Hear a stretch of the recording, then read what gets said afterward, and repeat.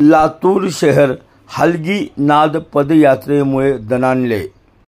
साहित्यरत्न अण्णाभाऊ साठे सार्वजनिक जयंती उत्सव समिती 2025 व सकल मातंग समाज बांधवांच्या संयुक्त विद्यमाने 11 सप्टेंबर 2025 रोजी मागासवर्गीयांच्या विविध मागण्यांसाठी लातूर मनपावर हलगी नाद पदयात्रा काढल्यामुळे लातूर शहर दणाणल्याचे दिसून आले।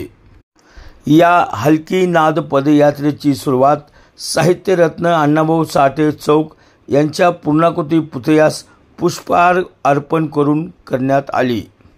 शहरातून निघालेल्या पदयात्रेत सकल मातंग समाजाचे प्रमुख पदाधिकारी सहभागी झाले होते। मुख्यमंत्र्यांच्या मार्फत आयुक्त मनपा यांना दिलेल्या निवेदनात म्हटले आहे की अण्णाभाऊ साठे पुतळ्यास शेजारील जागा तात्काळ अण्णाभाऊंच्या नावाने म्हणजेच समाजहित कार्यासाठी आरक्षित करावी।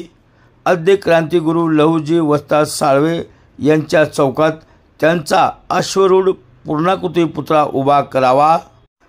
महानगरपालिकेतील सर्व मागासवर्गीय कर्मचारी यांच्या सेवानिवृत्ती व सेवा बजावत असतील त्यांच्या वारसांना सेवेत तात्काळ घ्यावे। तसेच घंटागाडीवर काम करणाऱ्या कर्मचाऱ्यांना कायमस्वरूपी तत्वावर रुजू करून घ्यावे।